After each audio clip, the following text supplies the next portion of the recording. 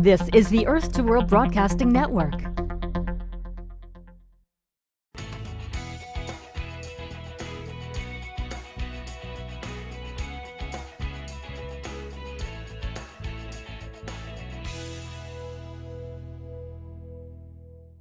How did we get to be the #2 apartment market in the country, given our stubborn high unemployment?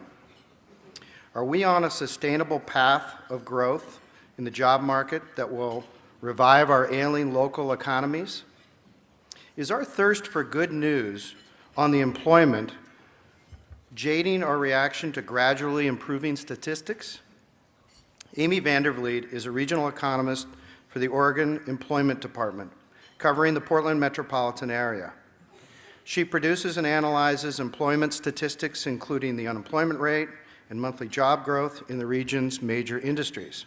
Speaking to our current and forecasted employment picture, here's Amy.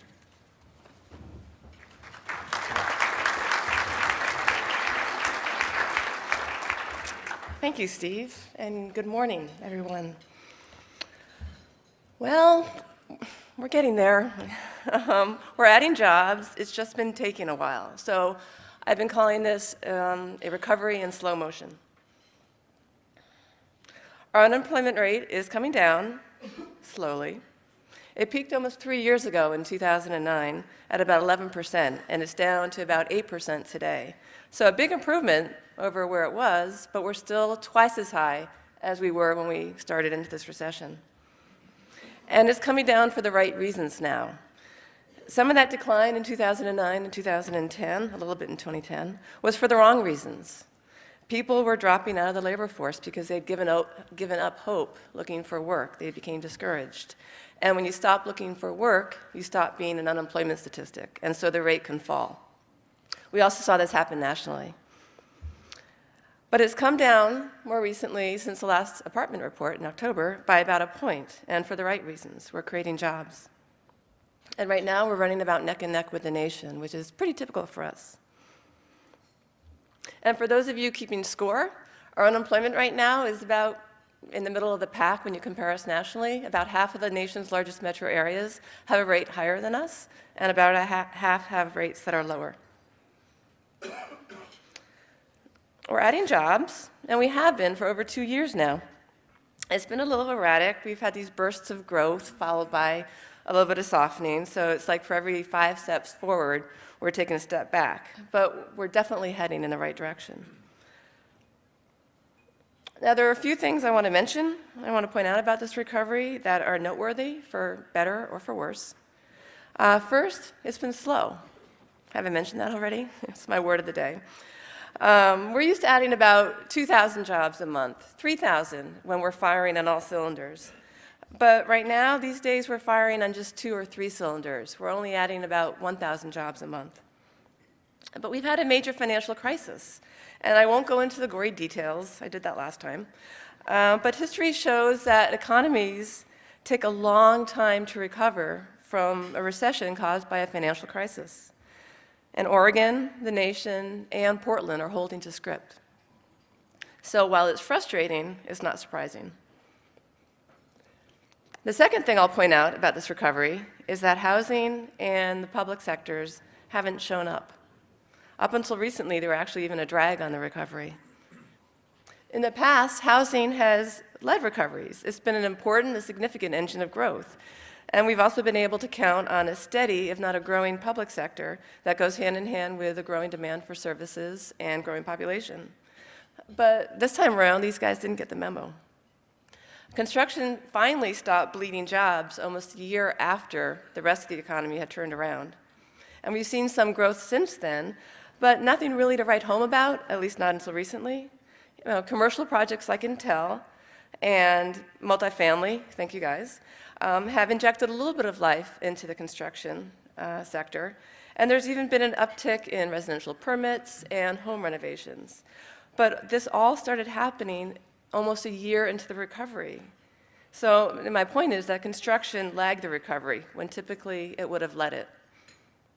To give you some perspective, and this is national data, coming out of most recessions, construction or the housing market accounts for probably about 15% of economic growth.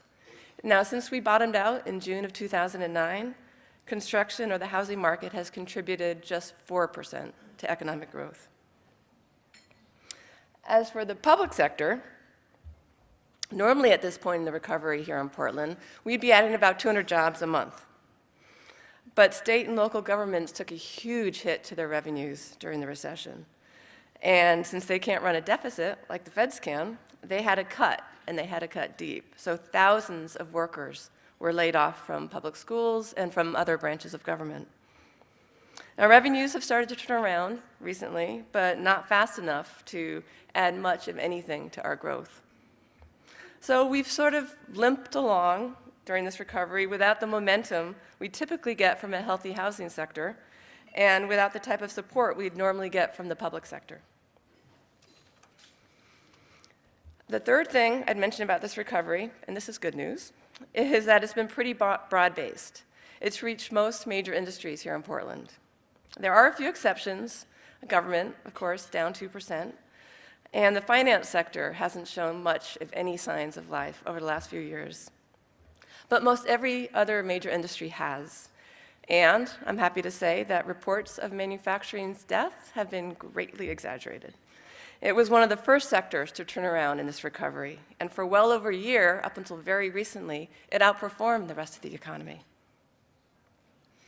The final thing I'd mention about this recovery, and this is another bit of positive news, or only if you're in the Portland area, so apologies to Brian and those of you outside the metro area, but Portland is carrying the state. So every metro area in the state lost jobs during the recession. Portland was hit hardest in terms of sheer numbers, which is to be expected since we're the largest area. But in terms of the percent of jobs lost, Portland had the slowest decline except for Corvallis. We, at our worst, we were down 8%. And if you look at Bend, on the other side, they were down 16%. They were hit twice as hard during the recession. 1 out of every 6 jobs in Bend were gone. Now, since bottoming out, every metro area has come off their low point, except Eugene. But the thing is, they haven't added that many jobs. Bend is up 1,000, so that's good. But Medford, Salem, and Corvallis are only up by about 600 or 700 since hitting their low points. And it's worse in many parts of rural Oregon. So if you take Portland out of the statewide numbers, if you take them out of the equation and just look at the rest of the state, you can see that Oregon hasn't grown much at all since hitting its recessionary lows. Meanwhile, Portland in red and the US in green have been slowly, there's that word again, but surely making up lost ground.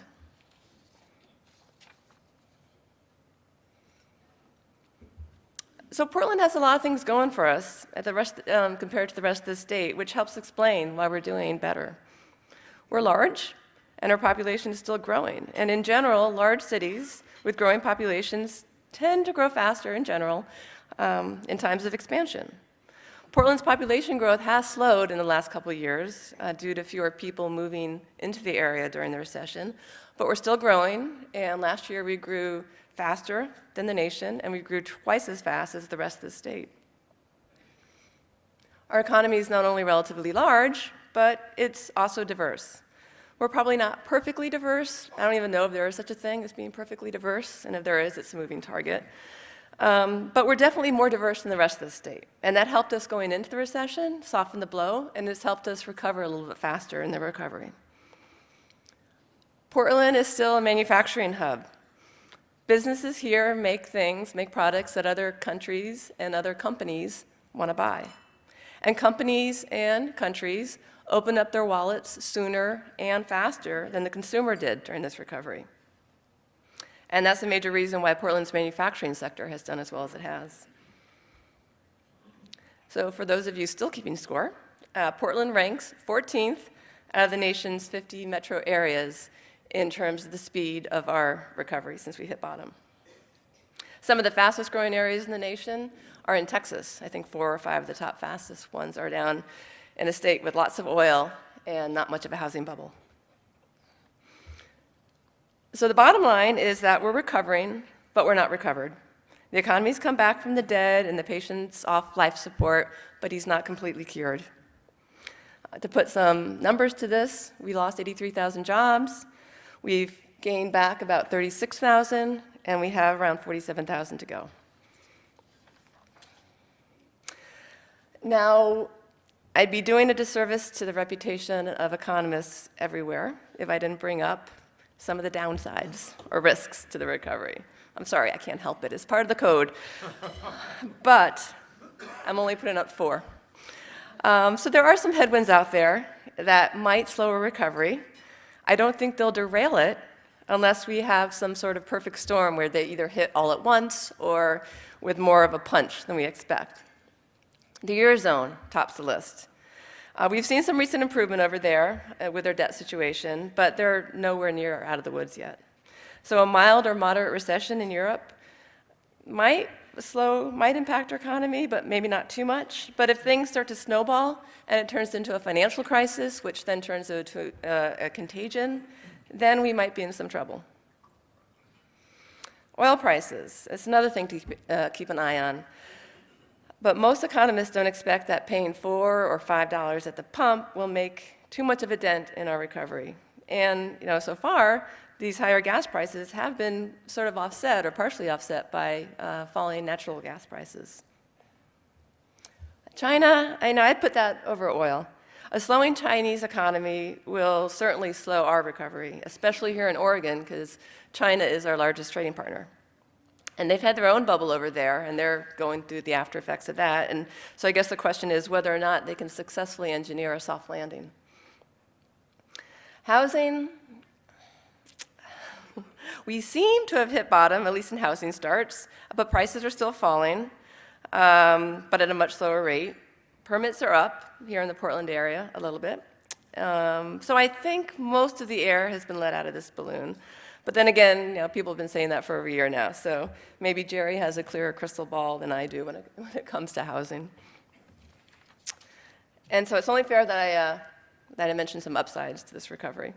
And it's not too much of a stretch, because there has been some encouraging news coming out lately, and some news that is more positive than we might have expected.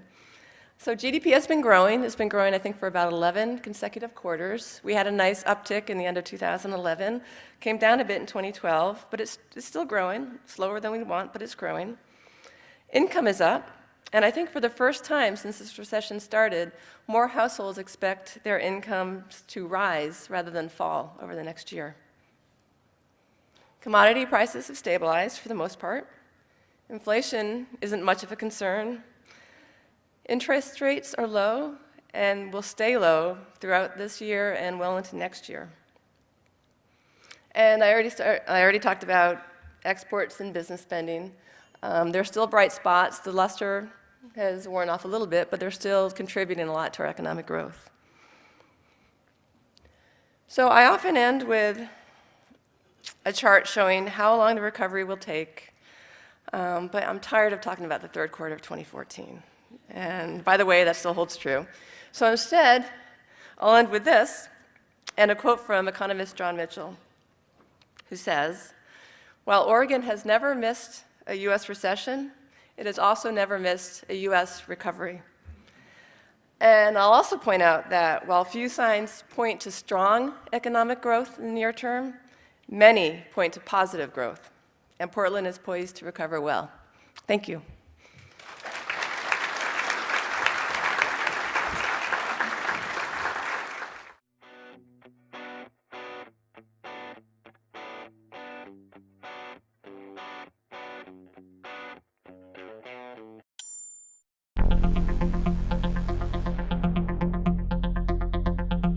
This is the Earth to World Broadcasting Network.